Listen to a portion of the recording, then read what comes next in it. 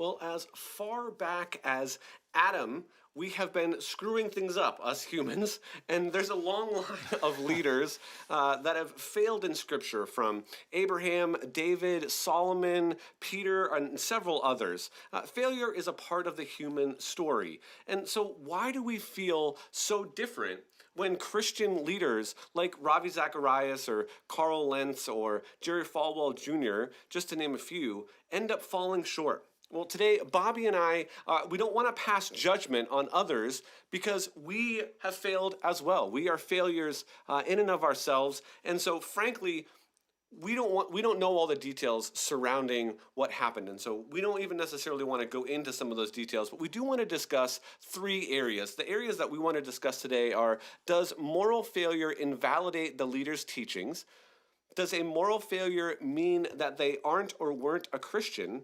And what does the church's reaction, or what should the church's reaction be to the moral failures of leaders? So, Bobby, before we jump into these, maybe you could just share some of your thoughts about what happened with Ravi Zacharias in that situation. Yeah, Ravi Zacharias hit a little bit closer to home as a Christian apologist. With Carl Lentz, that was obviously an unfortunate situation. There was obvious disconnect going on in his life, announcing himself as kind of a sports agent in this cover up. Ravi, when I first started hearing about some of this speculation a few years ago, it really was easy to dismiss. And, that's a nice thing about your esteem of somebody when you hear something and you find yourself thinking, that can't be the case. I would never have suspected this. What happened was as further investigation started going down, it started looking. I was getting information behind the scenes because I'm well connected to the Christian apologetic community. Right. That there might be some legitimacy here, and we kept quiet, kind of waiting to see what would happen. And then we know that the news came out recently from RZIM confirming that there has been misconduct. And that has obviously been something that more info is now coming out. We're still waiting for more of the public detail to come out. That there's been a lot of look into it, and so it's unfortunate. It's sad. It's expected in this fallen world that these types of things happen. I think the confusing part so much is Ravi's never presented himself as somebody even remotely capable of this kind of behavior. And so that creates an extra disconnect. Like, Right. It seems as if he almost had a Billy Graham-esque kind of reputation. Yeah. And I think that threw everybody an extra curveball, because we can realize how detached his public image was from his real personal experience. Yeah. And so that is a very difficult thing. And my heart personally goes out to RZIM, to the family, and to all those who've been affected by it. Yeah, definitely.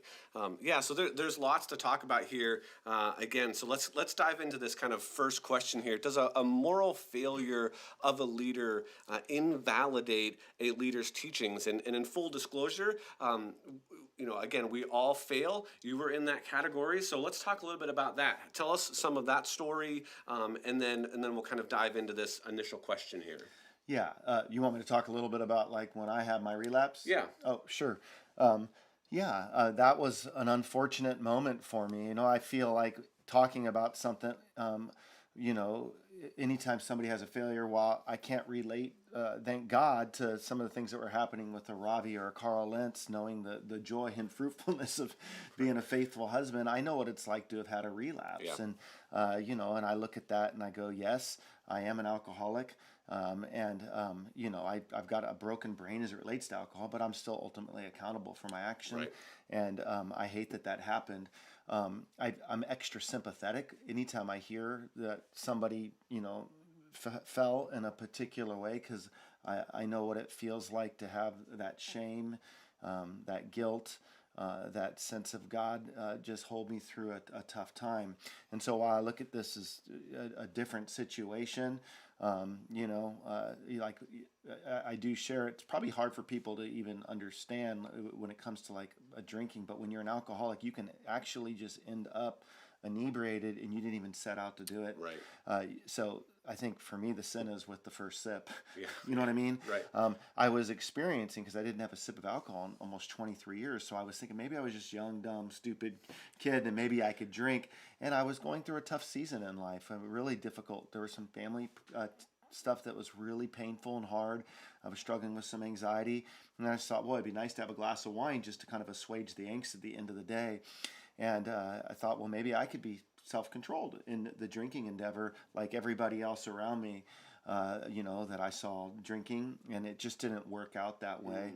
As a result, I can say I'm so thankful that I haven't had a sip since that praise God. relapse. And, Awesome. I got back on track and my wife and kids were there for me. But all that to say, does it invalidate your teaching? No, I don't think it does invalidate your teaching. What invalidates your teaching is if you're teaching heresy. Right. Okay? But you can be in hypocrisy and still be teaching truth, but hypocrisy is you're teaching something that you're not living in alignment with. Right. And I think if we're honest as believers, there's an element of hypocrisy in all of us. Yeah. I think that now that chasm can get wider and longer for some, but none of us live perfectly consistent.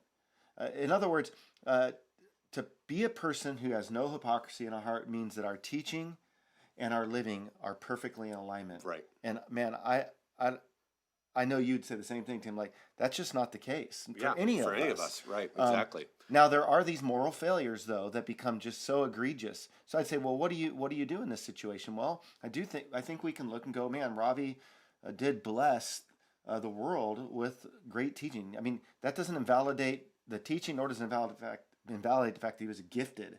He was a great orator, a poet, a wordsmith, and he blessed the world with wonderful, gifted teaching. I do think it's going to be harder for people to want to listen to him. And that's why radio shows, K-Wave out in California, there's all kinds of radio shows that are removing his stuff. And that's just because they feel like the inconsistency was so bad that they are, removing it on that stance. Yeah, maybe move the mic a little bit closer to your mouth there. Yeah, that's good. Someone just mentioned that. So yeah, we are going to talk in a few minutes a little bit more about the church's response at large, how that should be, and reflecting back on some of your story, and just a little more of empathy with Ravi's family and his circumstance. But before we get to that, we do want to talk about, does a moral failure mean that they aren't or weren't a Christian? So what should we say? I mean, there's going to be critics that are coming out and saying maybe Ravi Zacharias was never saved, and maybe Carl doesn't really know the gospel, and Jerry Falwell Jr. They just didn't even understand how can you live in such sin when you've had this firsthand personal experience with the risen Jesus Christ. How can you square that circle in that sense? Yeah, I mean, this is a tough thing. So, for example, we don't know people's hearts. Right. And I think ultimately each person is accountable before God.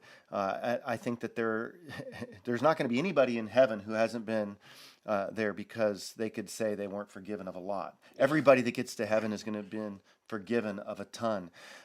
We learn about the parable of the sower, that some of the seed bears fruit on the good soil, 30, 60, 100-fold. So there's this trajectory by which people bear different fruit in their life. We have seasons where we're bearing more fruit in our own life than in others. I think that what is scary with this is it never came out, and so there was something going on here where you're living completely disconnected to reality.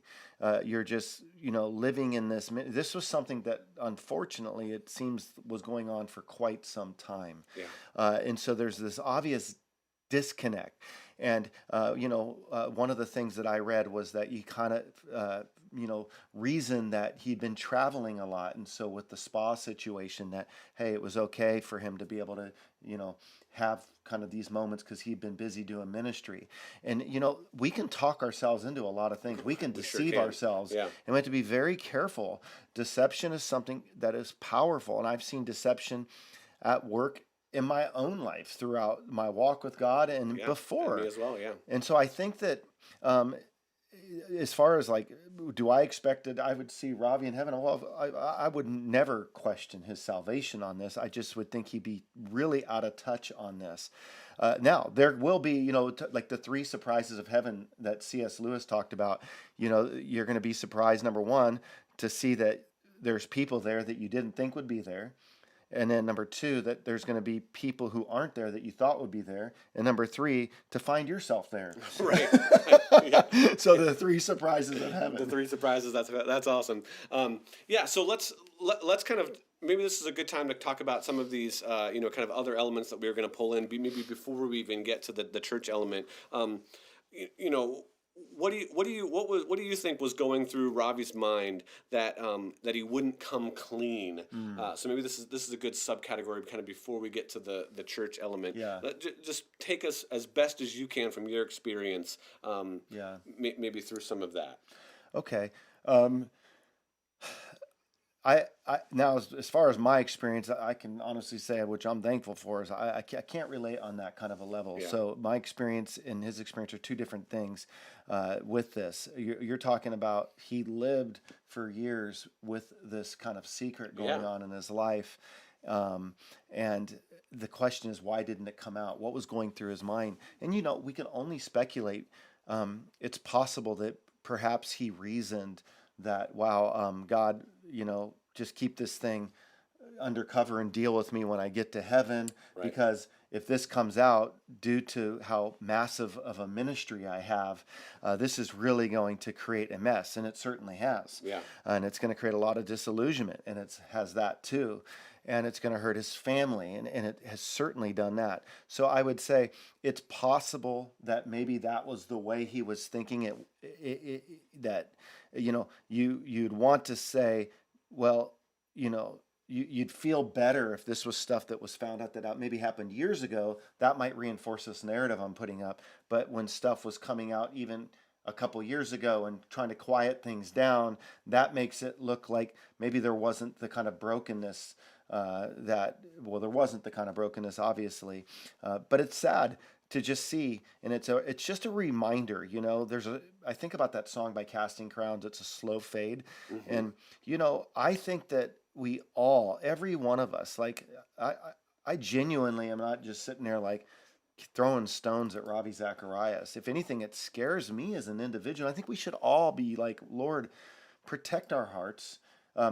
This is scary stuff. I mean, you could be seeing salvations all across the world.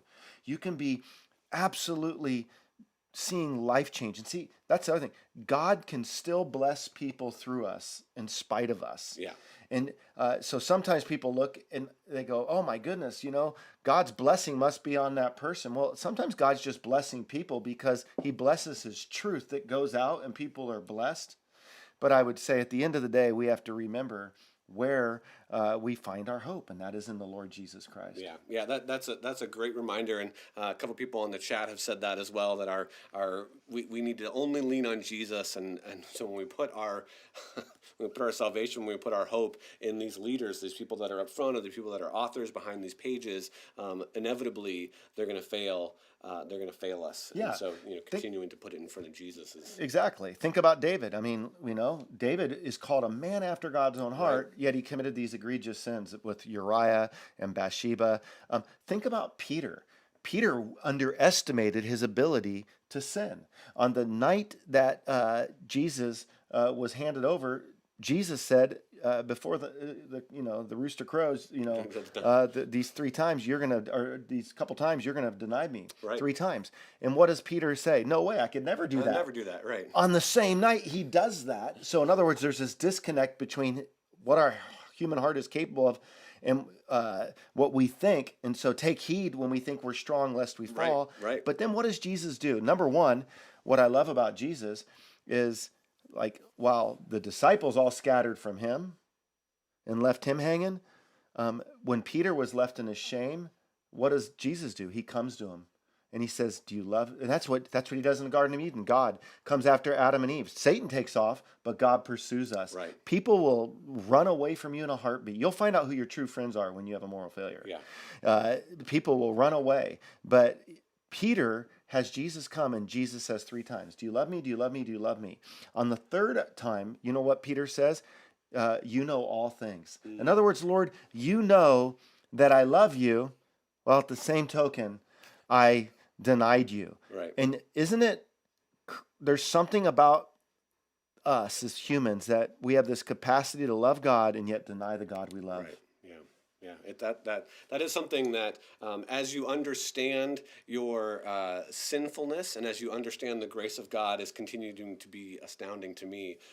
Just those 2 poles that you said. Yeah. I think another area that we, again, want to be empathetic with is maybe how does a person heal who has a loved one who has died and then finds out something like this? Because that is different. You were talking to me a little bit about, again, your situation, and we'll just try to tie this back as best as we can, even though it's not perfectly identical. So how would you counsel someone, or how would you pastor someone through that? They come to you and they say, "Man, I found this out that my husband was, or that I didn't find out, but my husband was abusing me, or my wife was abusing me, or that there's this grave moral situation, this grave sin, and they suddenly passed away, and there was no chance to be able to confront them or reconcile with them, or to do any of that." How would someone take a next step with that? This is so painful. I mean, we got to just try and be empaths and stand in the shoes of, Ravi's family, who have recognized that there has been gross sexual misconduct that has happened.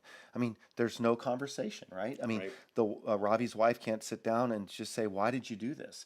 I had somebody call in recently on the pastor's perspective, and the lady and her children were just reeling with, how do we heal when her husband had died and he was abusive and he never asked for forgiveness? That's a whole other batch of pain. When somebody, number one, when somebody won't apologize for wrongdoing, you can know this: your healing process is going to be a lot longer. When somebody asks us for forgiveness and validates our pain, we can heal quicker. But when somebody refuses to do that, they leave us stuck in our pain. Now, when somebody dies, you lose the hope of that completely. Yeah. And so now you can imagine what the family, they're struggling with disillusionment, the feeling of betrayal, and no sense of being able to talk. And for that reason, my heart so deeply goes out to them. And I would say the beautiful thing, though, about the gospel is the gospel can heal any situation. And, the Zacharias family needs our prayers. RZIM needs our prayers. They're reeling through a lot. Yeah. And they need our compassion. And we just need to be really praying that God will help the RZIM organization heal, to move ahead. I think that there's a lot of discussion going on too, it sounds like, with making sure there's full disclosure and accountability with the board. It seems like there's been some discussion points that are there, really pressing to make sure that the full story comes out. And that's understandable, but just be praying for RZIM would be my heartbeat, and that the Lord would heal. Yeah, definitely. Well, let's move to kind of this last large umbrella area, and I think that will encompass kind of our third main point that we wanted to talk about. And that last one is, what should the church's reaction be to moral failures of leaders? And kind of with that, we can wrap in this idea of judgment. What sort of judgment does the church teach for leaders, particularly in the situation of Ravi, where he has passed away and there hasn't been that reconciliation to the church, or hasn't been that kind of confession? So maybe we can, kind of talk broadly about what the church's next step would be, because I think a lot of people have experienced that. There was just someone on the chat that said that kind of happened to them, where their leader of their church was in a similar situation. A number of us have been affected just by, again, the situation with Ravi. So how would the church kind of step forward, and what would they do? I think there's a number of thoughts here. Okay, so anytime a leader falls, um, we still need to remember, number one, that God is on his throne. Um, the Bible lets us know, if there's anything the Bible lets us know about our humanity, is that we are humans, we are fallible, that humans will fall, and we all are capable of this. So I think that being aware of that, so that we're just not to protect ourselves from being so utterly and completely disillusioned. Yeah. Okay, I would say another thing is in this situation is we do need to be on the outside being prayerful as a community as they go through this. In the example of Carl Lentz, for example, he's still alive, and so you have one example where he's still alive. He's been terminated. We understand exactly why on that particular situation that took place. Ravi, the accountability is in God's hands. He's passed on, but what's left is now for the leadership to think about the best way to move RZIM forward. I know that there's people calling for a changing of the name of RZIM, and that's what's sad, because had Ravi been alive and he had dealt with this and asked for forgiveness and made a public apology, well, what could have happened in that is there could have been keeping some of the name intact. So I would say as people, we need to just all learn to have a spirit of grace, though, when failure happens. The gospel is there and it can model grace. I think about, even in my own situation, I was thankful to have the opportunity to get the word out. What was so difficult was I just wanted to wait 1 week to get the word out because we were empty nesting our daughter.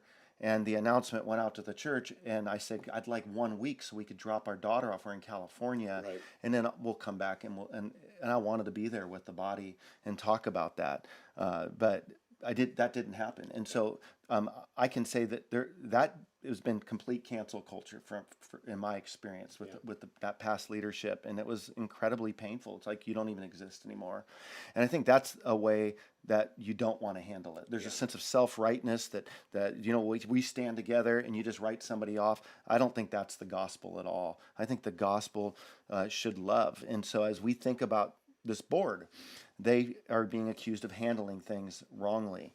Well, I think that we need to pray for the board. I think we need to be, recognize we don't know all the details. It could be difficult. I think they should be fully transparent, for sure. And let's see what happens and see how long that timing takes. But I think at the end of the day, those people that know the people that are on there, don't write them off. Don't cancel them. Realize that the gospel is there for us always to walk in grace. No, that's good. And I think there's always different situations. There's always, depending on what the actual sin is, how it is handled, what the reaction is. So it's really hard to kind of summarize and categorize exactly what the church should do. But I think entering in, like you said, the situation with grace and forgiveness and trying to move forward is definitely would be the priority. And again, that couldn't happen with Ravi. And I hope it happens with other leaders that are in that situation. So any final or closing thoughts? We've kind of wrapped up our three major points. Maybe we can look at the chat while you're thinking in response. Boy, life is messy and it can be difficult. And I would say that, we just need to really come together as a church right now and model what it looks like to live out the gospel. And I think that for all of us, when we see a person morally fall, we should examine our own heart. Is my heart slowly drifting from the Lord? God, do I need to be, spending more time with you? Am I taking my walk for granted? Am I holding the sacred a little bit too loosely and casually? What can I do about that? And then I think so we're examining ourselves. And then we need to also ask, do I sit in judgment on people where I just cancel people off and write people off? Because the damage can be done on both sides. The prodigal can cause a lot of damage with their prodigal living, but the elder brother can cause a lot of damage in sitting in judgment and harshness and just writing people off. And I think that the picture that we should all strive for is the compassionate father. That's what we want to aim at. We want to be like the compassionate father in the story of the prodigal son. The compassionate father ran out to meet the prodigal on his way home. What do the elder brothers do? They sit in judgment. Right. They won't even come out and celebrate that there's actually been transformation. They missed the whole fact that this person went away, came back, and there's been transformation. Right. And I think that is sad. And I think what we should look for now is for God to work in RZIM, for God to work in Carl Lentz. And we should ask God, bring transformation. Bring transformation to RZIM as an organization and be glorified through this in some way. And maybe it's just being glorified in that there's that we're all learning how to model the gospel better in our life. We're getting real. Like, why wasn't Ravi real with people? Like, we got to be able to find people to be real with. Yeah. Now, nothing's more devastating when you try to be real with people and then they can't handle you being real. That'll also make people to want to be more secretive. And so who knows, maybe he was disillusioned with people in the past or what have you, but there's so much that goes on in this kind of stuff, and we don't know all the details. Right, yeah. So, I think that's good. We didn't hit all of the details of this, but I hope that gives some of Bobby's perspective, some of my perspective on the situation, and really how we can continue to move forward. So, Bobby, thank you so much for your insight, for your vulnerability, for your humility in this, and I had a great chance to just sit here and learn a lot. So, thank you so much for all of you that checked out this live broadcast, and we will see you on the next broadcast.